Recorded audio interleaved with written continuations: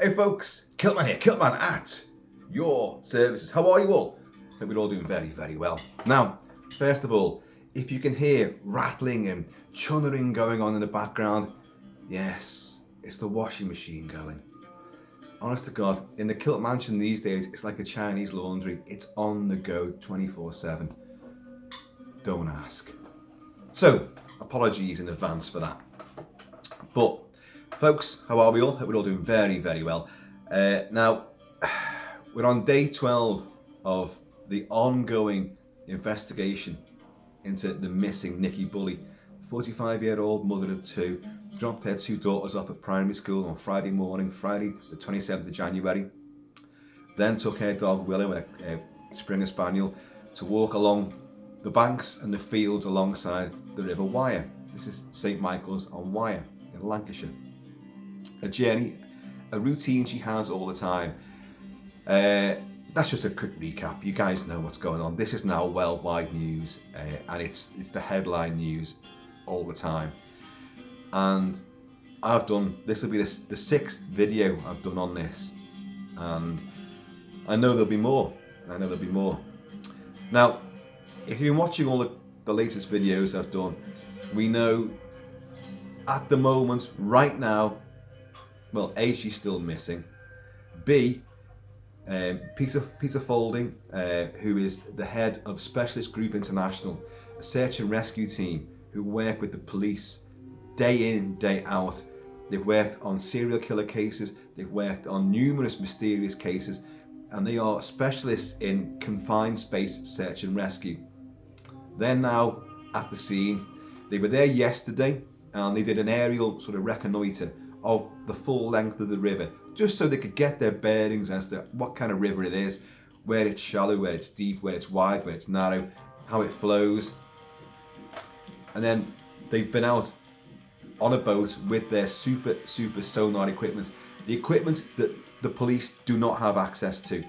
That's why they're specialists in the field, and they go to the police and the police call them in, and they work around the world in situations.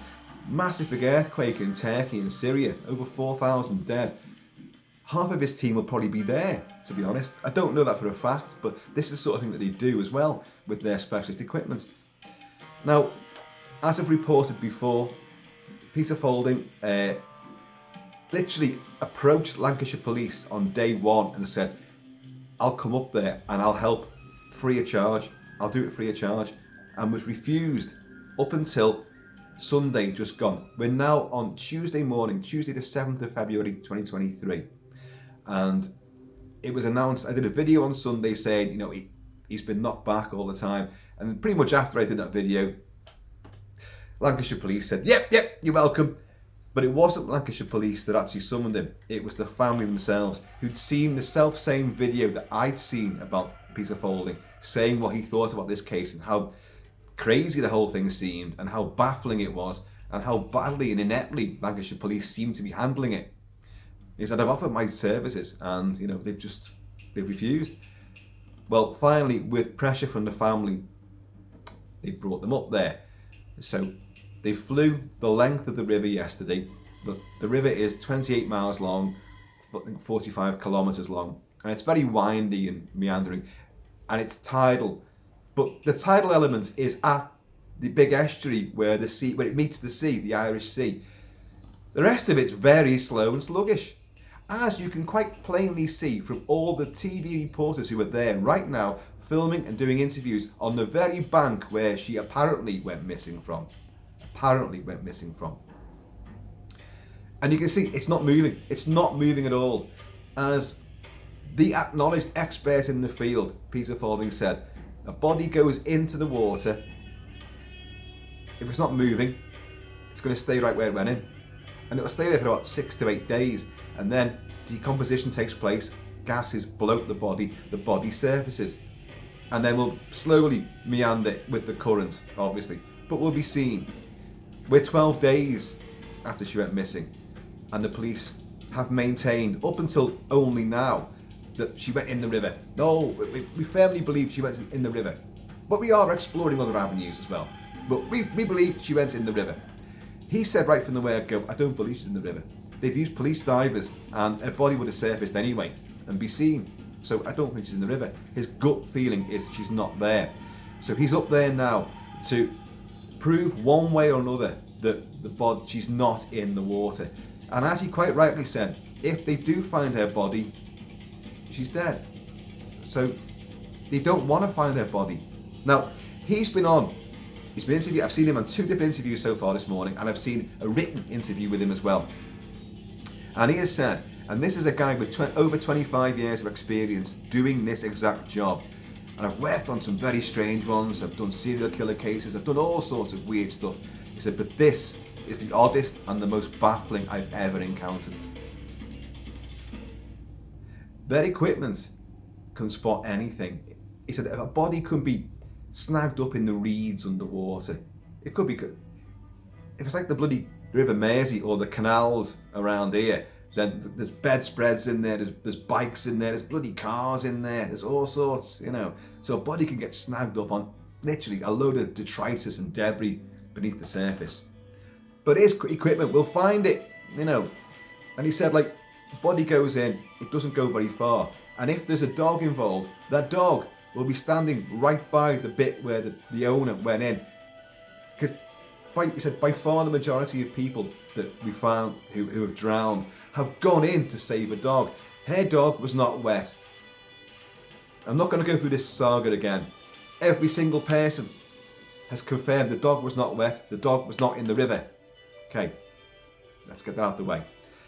So, but if she'd gone in the river, the dog would, most dogs would stay there and alert any passerby, you know, barking, growling, scuffling around. My owner's in the water. That's what they're saying. So, in most cases, they arrive, the dog is there, they find the body. It's just there. It hasn't moved anywhere. It's just there, you know, and they find it. Now, they covered a 4 to 5 mile stretch of the River Wire yesterday.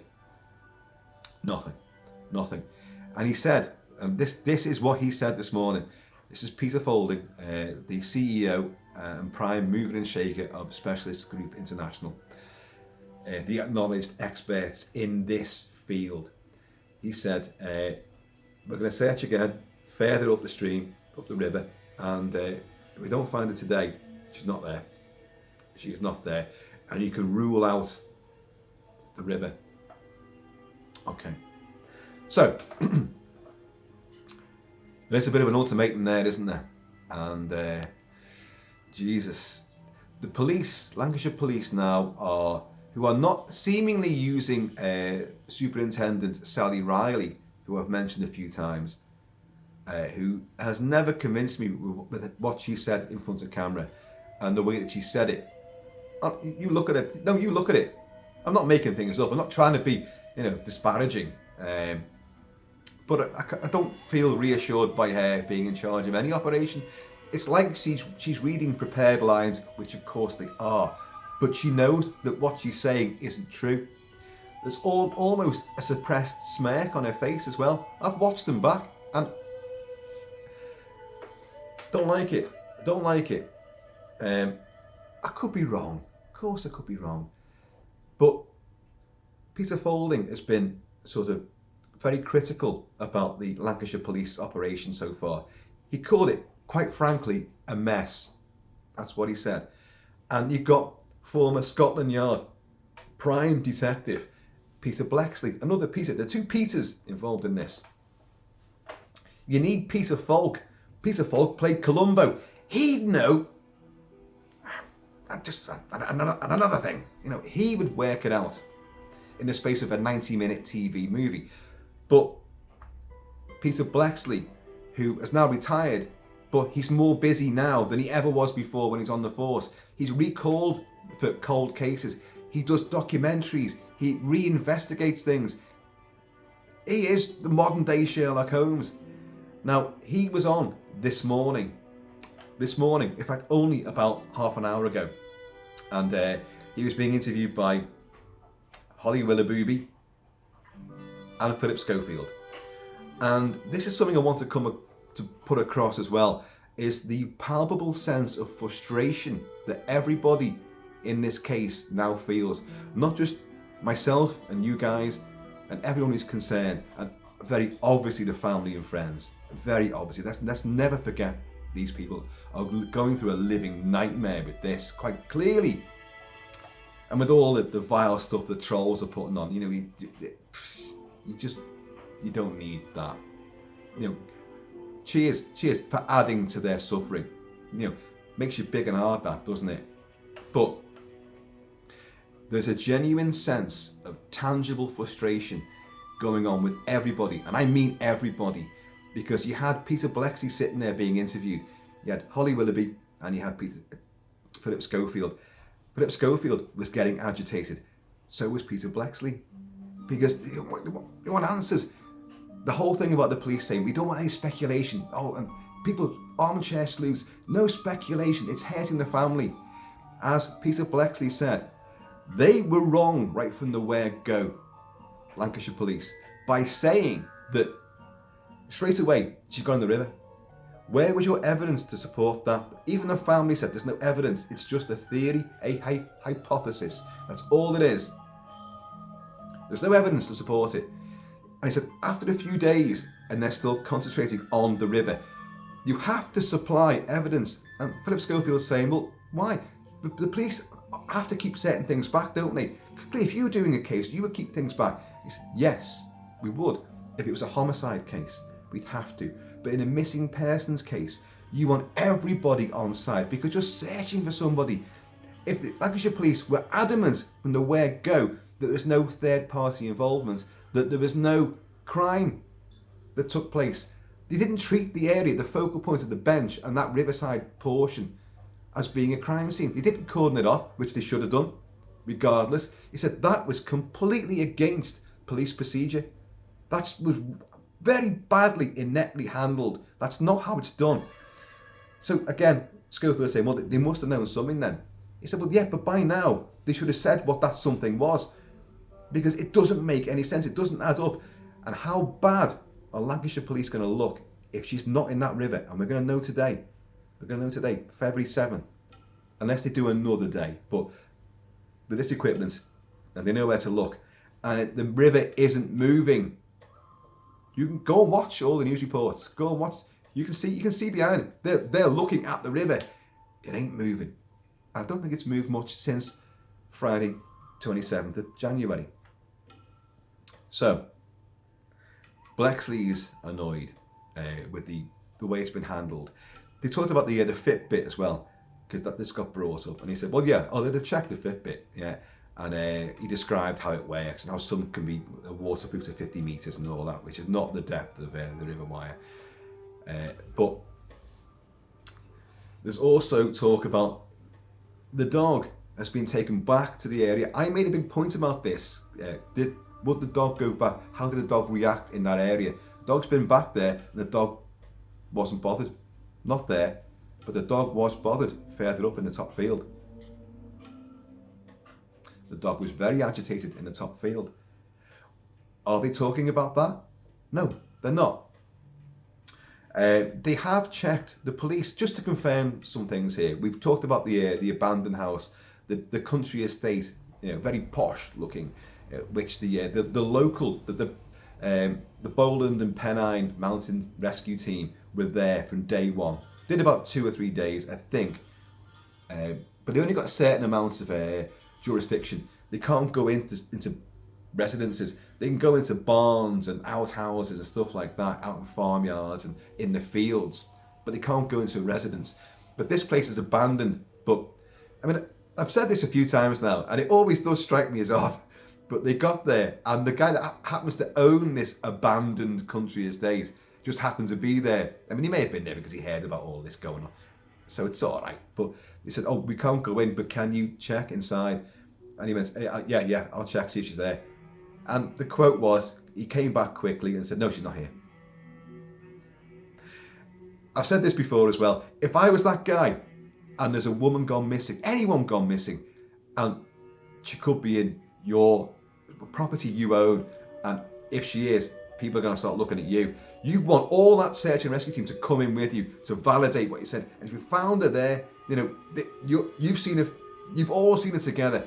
You've got witnesses. That's what you need to do. He didn't do that. But the police have been in there. I mean, I never thought for one second that they wouldn't have been in there. They've also searched all the empty caravans that are in certain fields.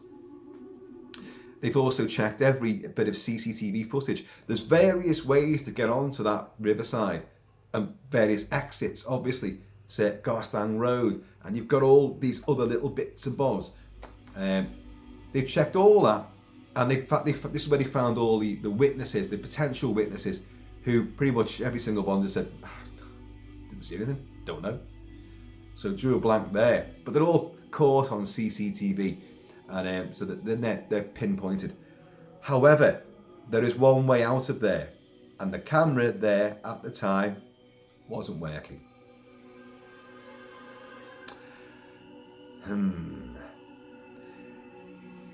Peter Faulding, the SGI guy, has said, my gut feeling is she's not in the river, and there's a third party involved, and the phone and the lead and the harness on the bench is a decoy. He said that. I think I said that as well, but I think a lot of people have probably thought that it's a decoy, to draw attention to the riverside. He said, she might have been put in the river if there's a third. He suspects a third party. That's what he thinks. He's done 25 years of this, folks. He suspects a third party. He said that third party could have put her in the river, but at a different location.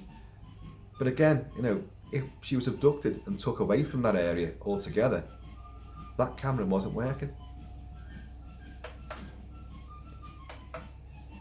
However you cut this case, it doesn't add up, doesn't work. Lancashire police don't appear to have done the right thing. Ain't just me saying that, it's people who work with the police and people who are police, or were police, who are saying that. So it's not me going, oh, Lancashire police.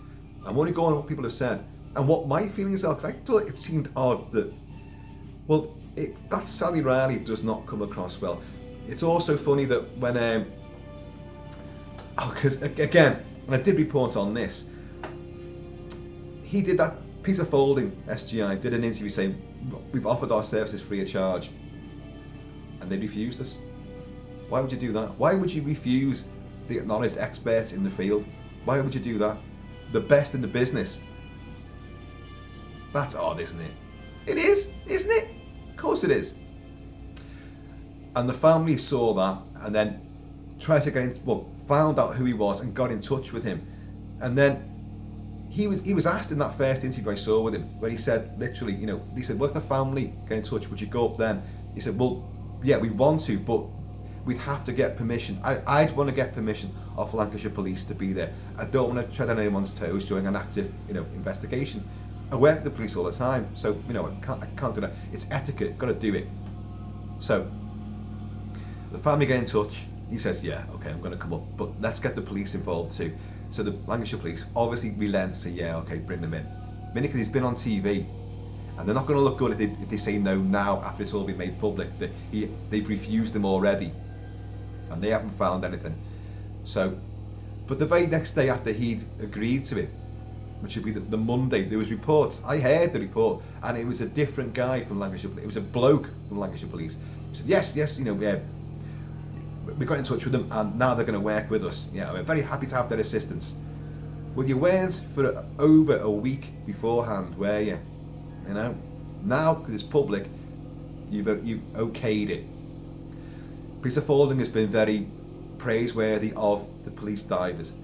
He said, if a body gets snagged up in the reeds and the sonar doesn't detect it, he said, the police divers have been down there, and he's got people in the water as well. So they're checking that stretch where she's meant to have gone in, supposedly gone in. They don't find it today. The focus, and the police have said this actually, the police have actually said, we're also focusing on the riverside, the river path, the tow path. The very area where they've allowed thousands of people to traipse up and down all with goodwill and intent, trying to find Nikki Bulley. But other dog walkers and stuff who are doing their normal daily walks have been allowed there. Clearly, you can't cordon off all of one side or both sides of a river which runs for 25 miles. Clearly, you can hear the washing machine going now. It's going to take off in a minute. You could hear it, but I can feel the vibrations as well.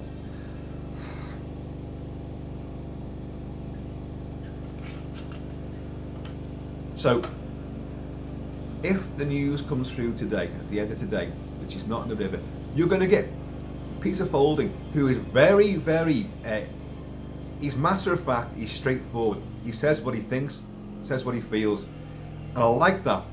You've got to trust someone who's like that. If people, and I understand why people do it, it's a PR thing. They're doing like a press conference. They're approaching the press and the media, so police have to have a prepared statement. I get that. Of course, I'm not knocking that at all. But if you believe what you're reading and saying to the world, you project it a certain way, and that's not the way that they've projected it so far. To me. But Peter Faulding, he's very calls a spade a spade. He said, my gut reaction, my gut feeling, she's not in the river. There's a third party involved. The phone being left on the bench was a decoy. There's a third party. I've worked many cases, many weird ones, many strange, unusual cases, but by far this is the oddest and the most baffling, because they're looking in the wrong place. Now, if she turns up at the end of today, then, sadly, there'll be another video. Well, at least there'll be no more noises now. That means it's finished. There'll be another video. And it's one that I don't want to do.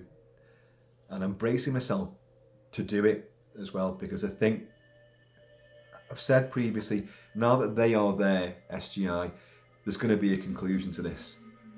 At least maybe a partial conclusion that she's not in the river. If she's not in the river, and that it's ruled out she's not in the river, she's elsewhere, then I'm afraid it's got to be foul means. She's been abducted, and she's gone out that, she's been taken away from that other entrance. Here's the other thing, folks. I just made what they're calling now speculation. Oh, people shouldn't be speculating. As Peter Blexley, former Scotland Yard detective, said this morning on the show this morning, he said, if they've created a void of evidence, what are people meant to do? They're meant, you can't help but everyone's going to speculate. And he said one person's theory is another person's speculation.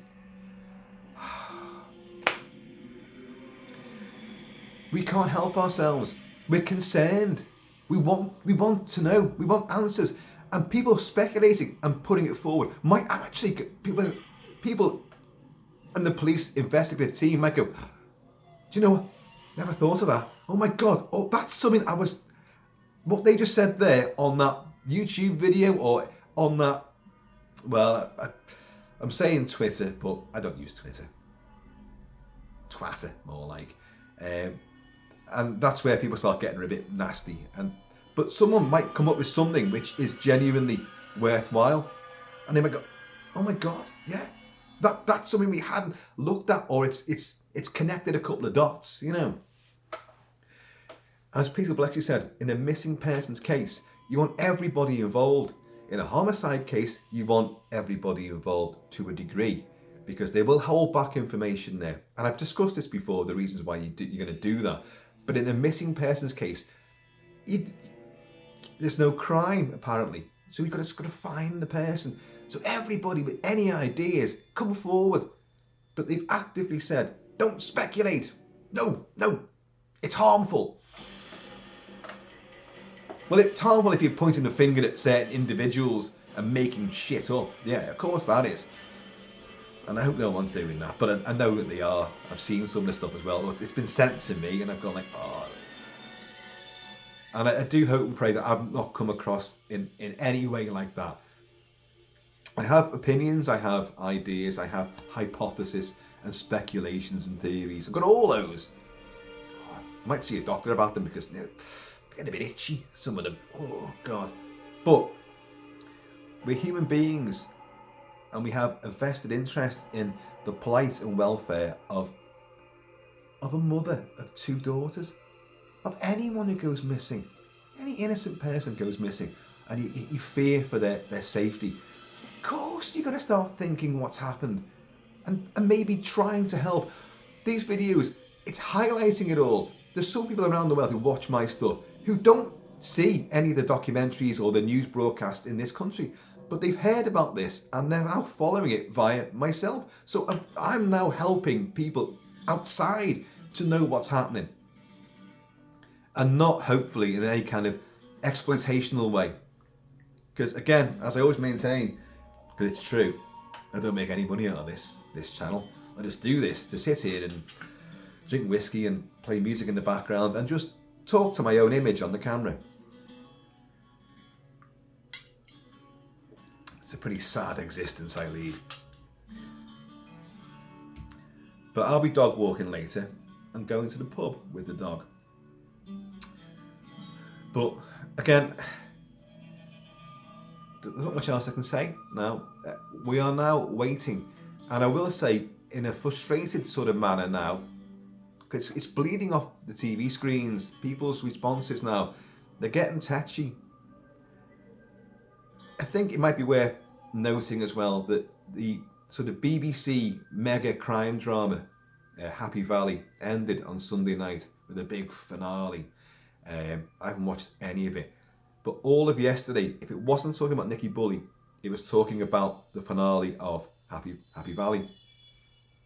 And they had yesterday a criminologist and criminal psychologist and a former Met detective who were on to discuss how realistic the drama was. And the point was made about, are we now all armchair detectives? This is again was Philip Schofield. I like Philip Schofield. I'm not knocking him at all. I just think it's interesting. And are we all? We expect to know more. We expect when we see news reports to be in the crime room, you know, discussing all the evidence and seeing photographs, and we want to know all this. And of course, the police will hold things back. So he put that to former Scotland Yard detective Peter Blexley. He said, "Is it because everyone's watching crime dramas and they're the biggest selling things on TV, the most watched things on TV are crime dramas," which they are. Unless it's a royal expose, of course. But I think Peter Blexley was kind of like, well, really, you can't expect, they're crime dramas, but they're not real life, and they're not exactly how real life crimes are investigated. Which again, it comes down to how Lancashire police have handled this. He said if they knew something beforehand, by now they should have made that clear, because they are misdirecting everybody if that is the case. So either way, they're not going to come out of this smelling of roses, Lancashire police. They're not. Not just me saying that. It's all the acknowledged people, professionals who deal with the police, who wear police, who actually are police in different constabularies. This is not how it's done. So, folks, that's really all I have at the moment. I genuinely think I'll be back with something which we might not like. I hope not, hope and pray not, but really, the 12 days down the line, where'd she go? If she's not in that water, and that water doesn't move, it's sluggish. Again, I've walked along it as well. I think I've done about 15 miles of the Wye Way. In the days when I called it the Weir Way, because I didn't know any better. I thought it was pronounced Weir. I did, and I've been there, and I still got it wrong. But the Wye Way. Beautiful, by the way, beautiful. Don't go expecting mountains. It's undulating fields, but a lovely, lovely river, which is more like a stream in some areas. But it's a nice meandering walk. If the weather's nice, it's gorgeous. So yeah, I recommend it, but don't do it right now. Don't go up there right now. That is not a good idea. But folks, again, comment below. Let me know what your thoughts are at the moment. Have you seen all these latest interviews? Are you keeping up with this? But no speculation. No speculation. Don't you dare speculate. Dirty boy. If you want to speculate, you do it in a room somewhere else where no one can see you. Keep your speculations to yourself. Folks, I have been on Shall Be Kilt-Man. Please keep it Celtic, keep it Celtic. In the meantime, in this increasingly baffling and frustrating in-between time, please keep it Celtic, keep it Celtic, and just try and be yourselves.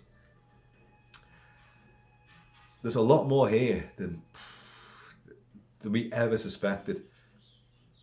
I was saying that, you know, this will probably have the most mundane of explanations. It probably will. Really? Now, do you think this could have the most mundane and banal and most logical of explanations? Do you? If she gets found today in the river, yeah, okay. But how did she get in the river? Even finding her now in the river is going to throw up a hell of a lot more questions. Well, she's a strong swimmer. Why didn't she get out? Was she knocked on the head? Who knocked her on the head? Did she knock herself out on the head? Why is the dog agitated by the top field and not doesn't wag its tail or care at all when it's by the bench? The infamous bench. I don't know. So many questions. We are bound to never know all the answers. That's the other thing as well. And this has got so much media exposure now that, you know, millions of people are following this. Millions. So questions will be asked. Folks, I'm going to see you all. Leaders. Just watch your step out there.